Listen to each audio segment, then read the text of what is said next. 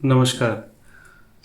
एक महत्वपूर्ण ज्योतिषीय विषय की तरफ आपका ध्यान आकृष्ट करने के लिए उपस्थित हुआ हूँ।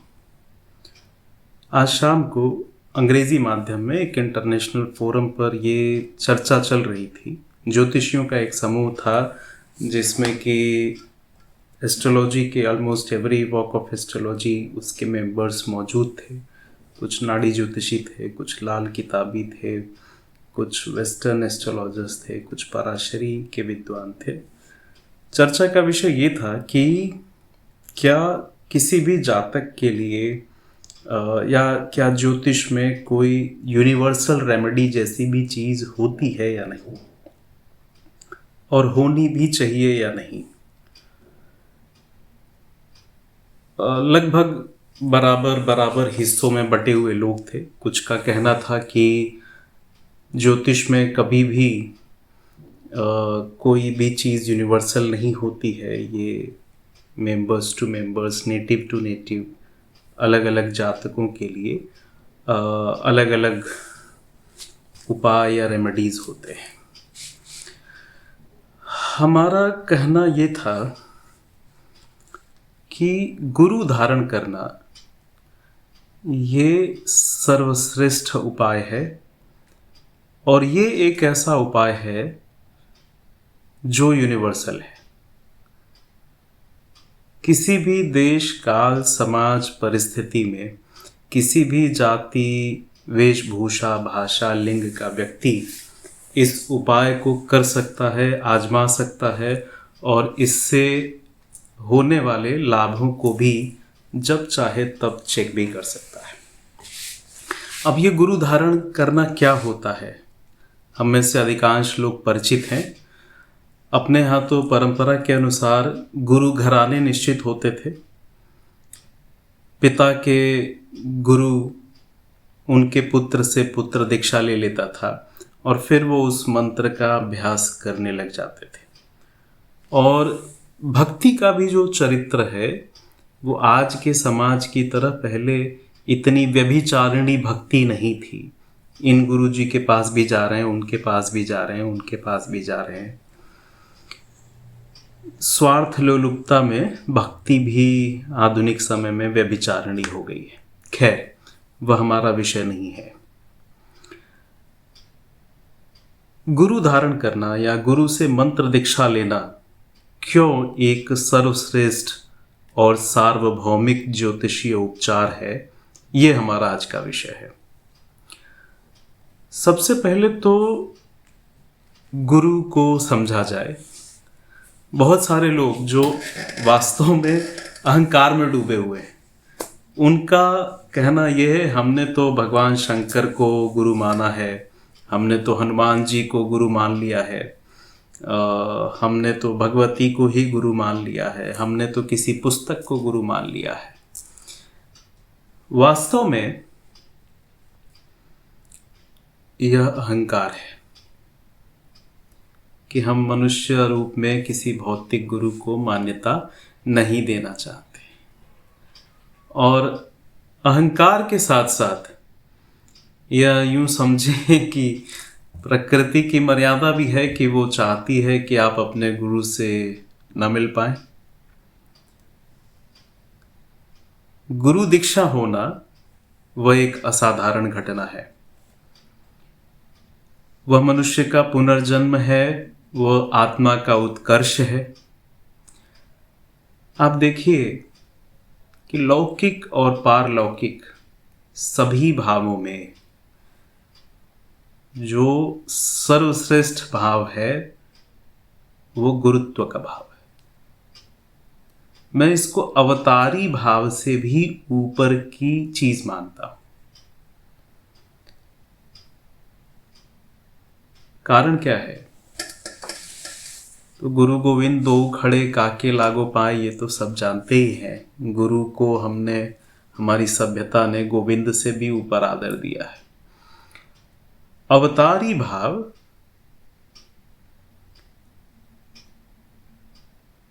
अंशी के भीतर प्रकट होंगे, लेकिन गुरु भाव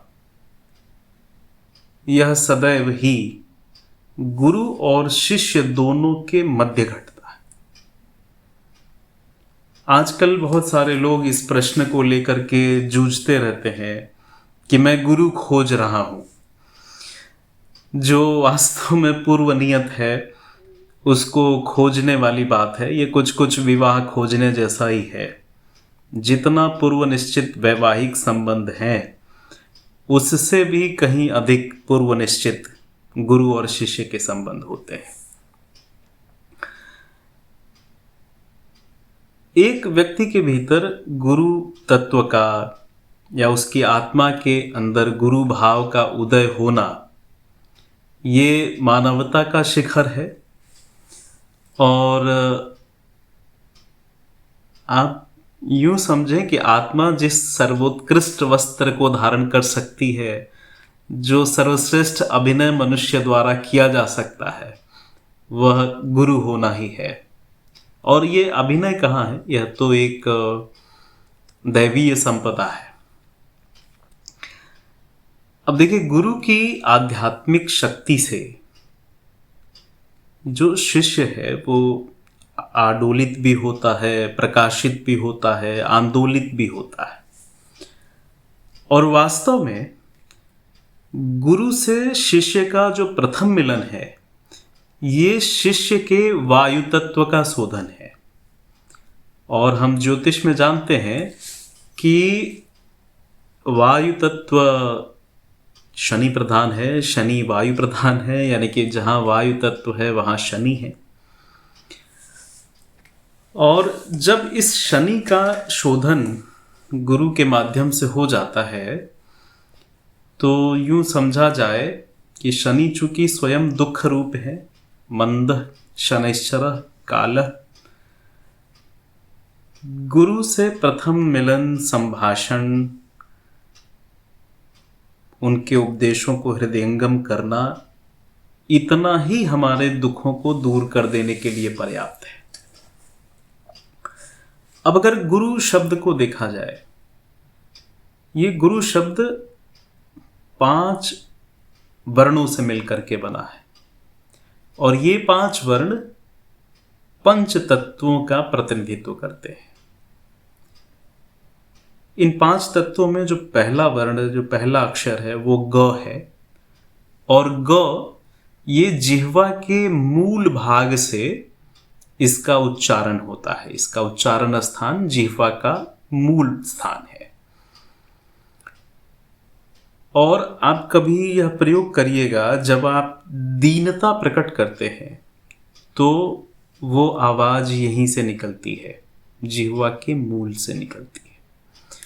वास्तव में ये जो गुरु है ना, ये आपके सभी अहंकारों का स्वयं भोग लगा लेते हैं। आपके अहंकार का नाश हो जाता है। और जब आपके अहंकार का नाश होता है तो दैवीय दैन्यता प्रकट होती है।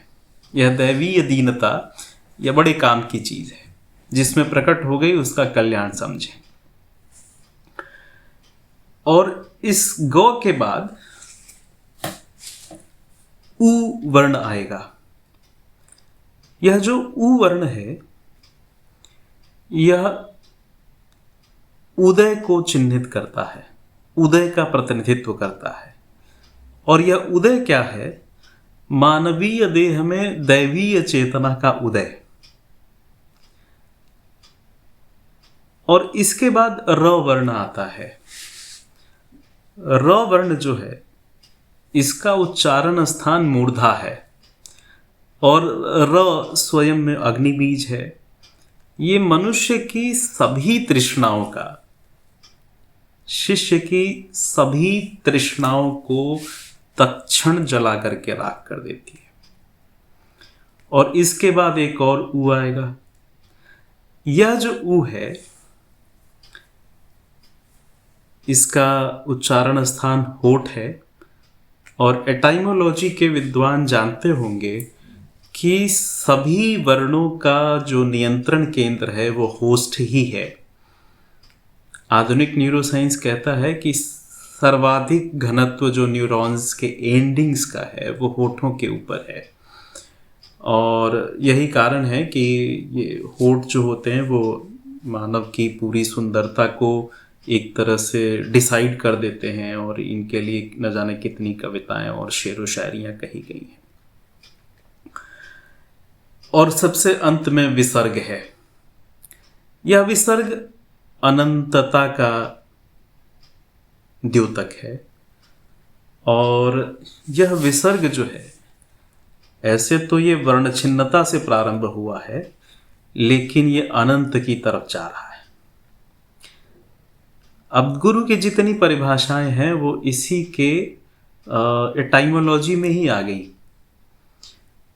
अखंड मंडलाकारम व्याप्तम येन चराचरम हो, गुरु ब्रह्मा गुरु विष्णु गुरुदेवो महेश्वरा हो, वो इसी की परिभाषा में है। अब सीधे ज्योतिष में आ जाइए। गुरु जिस स्थान में आपकी जन्म पत्रिका में बैठे हैं ना, वो एक तो नाड़ी ज्योतिष उसको जीव कारक मानती है, उसी को लग्न मान लेते हैं नाड़ी ज्योतिष में जहां गुरु बैठा हुआ है। और ज्योतिष शास्त्र उसी को इंद्र स्थान भी कहता है, यानी कि ज्योतिष की दृष्टि में बृहस्पति ही इंद्र है। बृहस्पति ब्राह्मण है, बृहस्पति दक्षिणामूर्ति है, बृहस्पति भगवान विष्णु है, बृहस्पति ज्ञान के सभी देवी देवताओं का प्रतिनिधित्व करते हैं। देखिए, ऐसे तो जन्म पत्रिका में 2 गुरु हैं, एक बृहस्पति और एक शुक्र। इनकी जमीन पर लड़ाई है, स्वर्ग में ये एक साथ बैठते हैं। इसलिए जिनकी भी जन्म पत्रिकाओं में बृहस्पति और शुक्र एक साथ बैठे हुए हैं, अगर उन्होंने गुरु धारण कर लिया, गुरु से मंत्र दीक्षा ले ली और उस मंत्र का निश्चित नियमित अभ्यास करने लगे, उनके भाग्योदय में विलंब नहीं होगा। जिनके बृहस्पति और शुक्र नहीं भी बैठे हैं एक साथ, वह भी अगर गुरु धारण करते हैं तो उनको उतना ही लाभ होगा। क्यों? अब देखें कि बृहस्पति सर्वाधिक शुभत्व वाला ग्रह है, और यही वो ग्रह है जिसको सबसे अधिक भावों का कारकत्व हासिल है। धन का कारकत्व हो, संतति का कारकत्व हो, विद्या का कारकत्व हो, मंत्र का कारकत्व हो, अध्यात्म का कारकत्व हो, मोक्ष का कारकत्व हो, वो सभी बृहस्पति के पास है। ये जो बृहस्पति है, ये बहुत बहुत महत्वपूर्ण प्लेनेट है। आजकल कलयुग में राहु केतु शनि की बातें ज़्यादा होती हैं, बृहस्पति पर कम चर्चा होती है। ये जो बृहस्पति हैं, इनकी प्रवृत्ति कफ वाली प्रवृत्ति है, और हम जानते हैं कि मनुष्य की आयु को स्थिर करने में जो 3 आयुर्वेदिक तत्वों की अगर बात की जाए तो वात और पित्त यह कहीं आयु को घटाने का काम करते हैं, और संतुलित कफ हमें जवान बने रहने में मदद करता है। ये आयुर्वेद के विशेषज्ञ इस बात को भली भांति जानते हैं, और ये बृहस्पति वही कफ तत्व है। अच्छा, ऐसा नहीं है कि बृहस्पति की यह चर्चा केवल भारतवर्ष में या केवल सनातन धर्म में है। ये जो ग्रीक ज्यूस देवता है ना, ये वास्तव में बृहस्पति है। आप बेबीलोनियंस को देखिए, आप चाल्डियंस को देखिए, इनके यहाँ गुरु को मेरोडॉक कहते हैं। आप